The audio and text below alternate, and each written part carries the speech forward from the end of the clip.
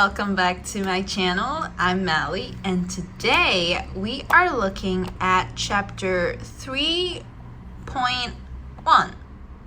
of my STEM School series, how to make wax seals using wax beads. Now in chapter 3.1, I showed you several types of wax beads, mainly what I would call regular wax beads and mermaid beads.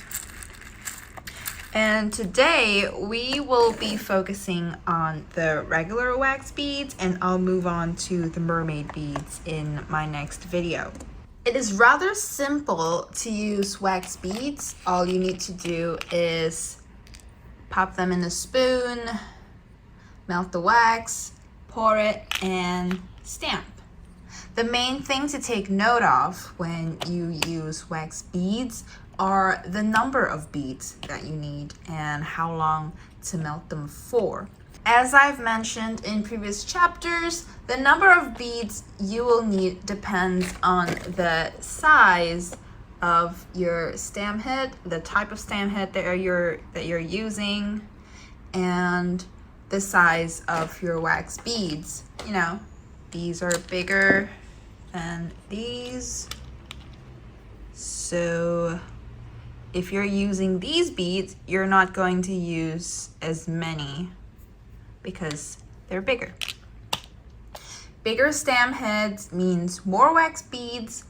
Bigger wax beads means fewer beads. There is, however, one more factor that many people may not realize that is relevant until they pour the wax onto whatever surface that they're working on, and that is consistency. And I'm talking about the consistency of the wax that you're using. So many of us may get wax beads from different stores, different suppliers, and they may use different ingredients or formulas when they produce their wax beads. Some may be thicker, some may be thinner, some may be stickier, all that. And all this aside, the longer you heat your wax for, the thinner it gets and it becomes more flowy. And that's also going to affect the end product, the end look of your wax seals. So I'm going to give a little demonstration to show you what I mean. I will be using the commonly seen octagon beads for this demo. Pop quiz. How many octagon beads do I need to use to make a 25 mm wax seal if I use this spoon? That's right, 4, because this spoon already has leftover wax on it. And if I'm using a clean spoon, I would need 5 beads because why? Some of the wax is going to cling onto the spoon when you pour it out. Important. So I'm going to use the clean spoon for this demonstration. And we're just gonna pop in the wax beads. They got stuck together. Okay. 5 beads.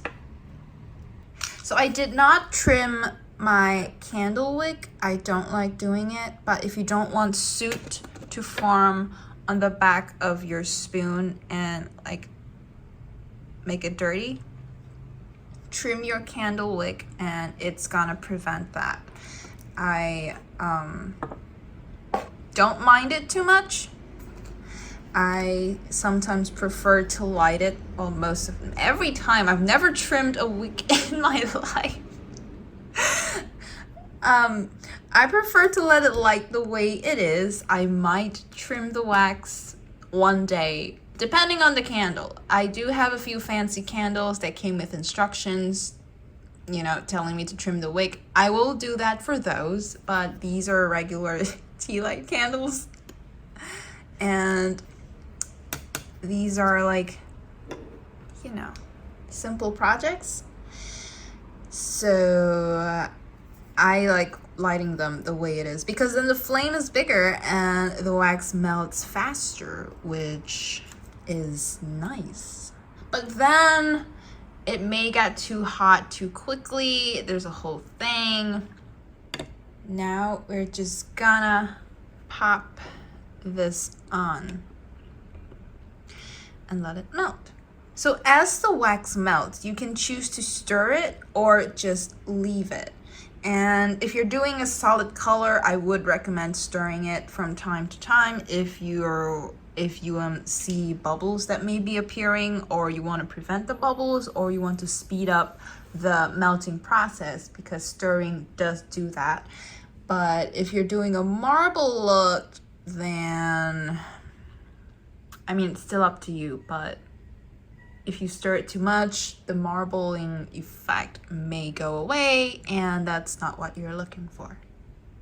Okay, you can see that there are bubbles forming on the side because that's where, you know, it's touching the metal. So yeah, it's boiling, but the beads in the middle are not melting yet. So you can stir it. This is a toothpick. It's, you know, readily available. You can just use a regular toothpick. You don't need anything fancy. But at the start, when I used toothpicks, I found it a bit wasteful because you can't clean the toothpick perfectly 100%. You can't get the wax off all, you know, entirely. So I got a metal stirrer. I have two, in fact, and I can't find them because I am criminally unprepared for today's video. So you can see here now that the wax has melted and I let it cool down, so it's not as hot as it would have been if I left it on the furnace. You can see that the wax is it's not as runny as it was earlier when I started stirring it. It's a bit thicker because it's cooler. See? Cooler wax is thicker. Hotter wax is runnier, thinner. When we talk about the consistency of the wax. See it?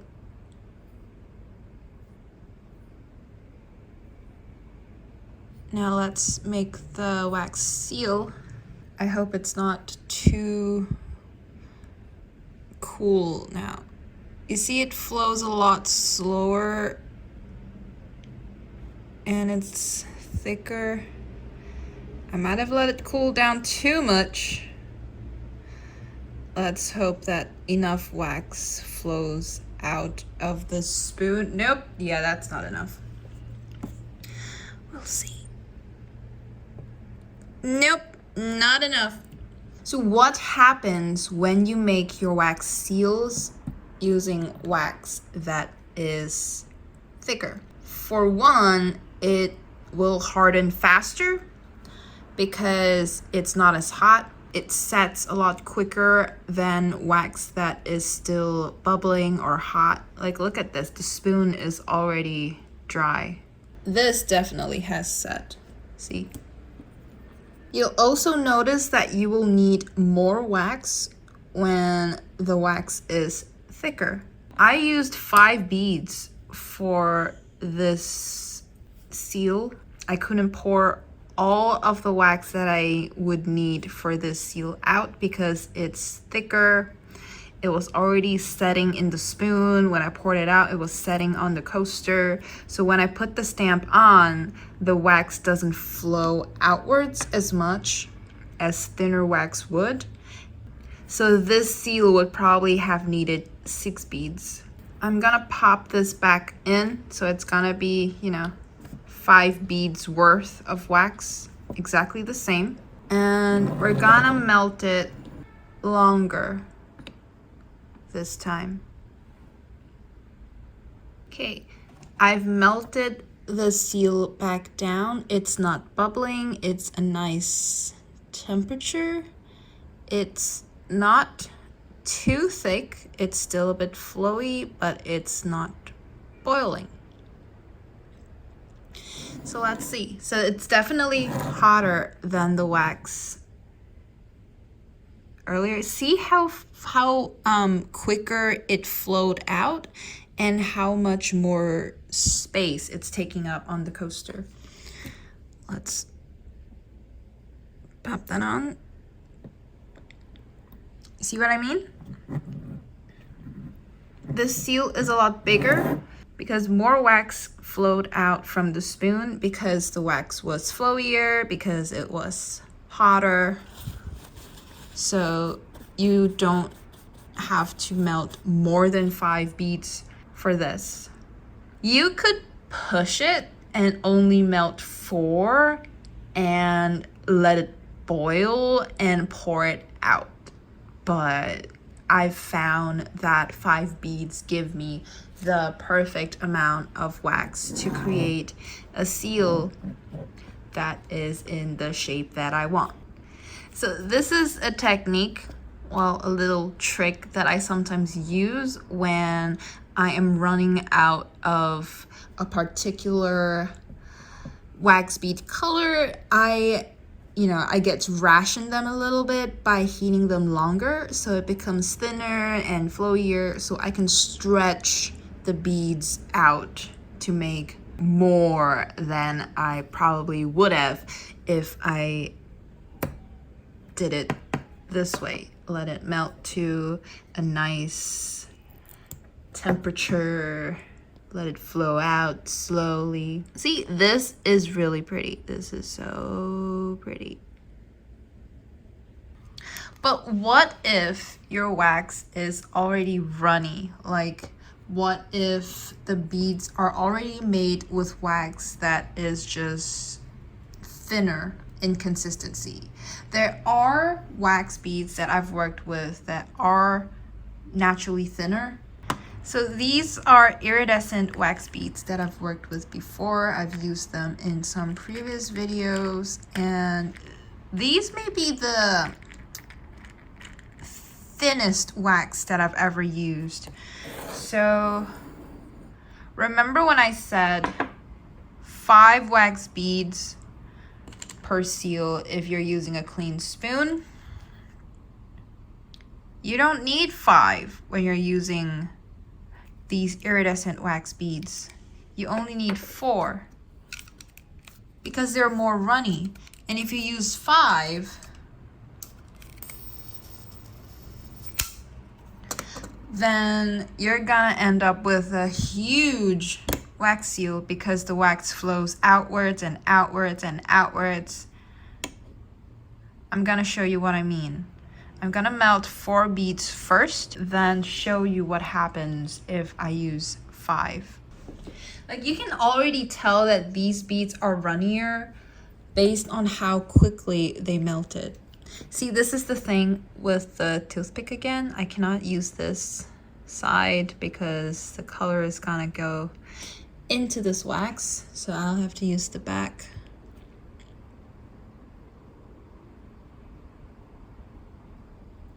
I'm not going to stir it because I want to keep the marbling effect, like just a little bit, to keep the iridescent, shine.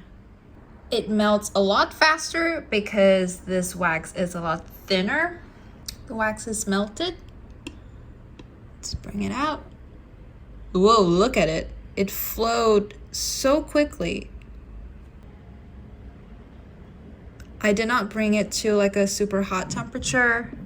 There are no bubbles. It did not boil. And this is the amount that's left over in the spoon, and it's still flowing because it's thinner. So it's a lot more runny than the other wax. Look at it. It drips so quickly. I did not bring it to a really high temperature. The last bit of wax barely melted before I poured everything out. It's almost clean even. Look at it. So this is what you get with 4 of those iridescent wax beads. They are thinner in consistency, so you don't need to use as many beads, because if I added 1 more, it's going to be a lot bigger, and I will demonstrate it with 5 beads as well. Let me just pop this off. I'm not using my nail to scrape it off. I'm using like the flesh on my fingers. It works better if I use my thumb. I always forget. It's the perfect shape that I would normally go for. You can't really see the purple on the front. The blue is more overpowering. But it's a beautiful sheen.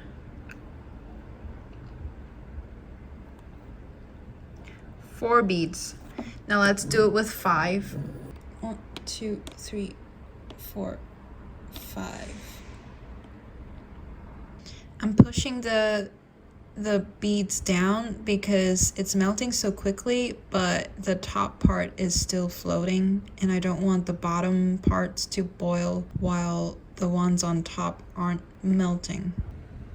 I'm gonna pour all of it out, okay? So you know, like 5 beads, how big of a difference it makes.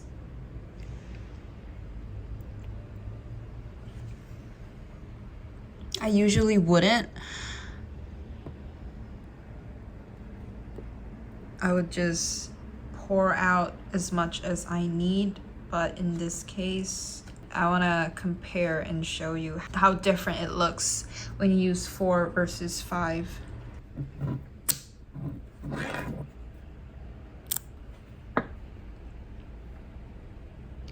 See, it ended up a lot bigger. If you want to make seals that are bigger, sure, go ahead and use 5. But 4 is enough to create what you would get for usual sized wax beads. And this really demonstrates, you know, how wax, like different types of wax works differently and may give you different types of results, because look at it. These iridescent wax beads are the same shape and size as these other like so-called regular wax beads, yeah? It's the same shape. It's the same size. They're probably way different. I don't know. But not too much. I don't think the difference would be too much. But because of what was used to make them is different, the iridescent beads are runnier than the regular ones, and you use different number of beads per seal. So this is the wax seal I made earlier using 5 pink wax beads. And you can see that it is about the same size as the wax seal I made using 4 iridescent wax beads. See, these are the iridescent wax beads.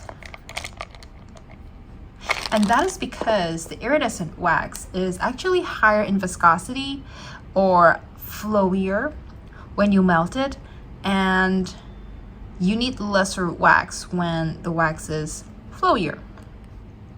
If you use 5, this is what you get. It's slightly bigger. Let's compare it. 5, 4, 5. These are closer in size, even though I only used 4 beads and 5 beads for this. And when I use 5 beads, you end up with a wax seal that is bigger in size. You see this extra amount of wax at the side that gathered?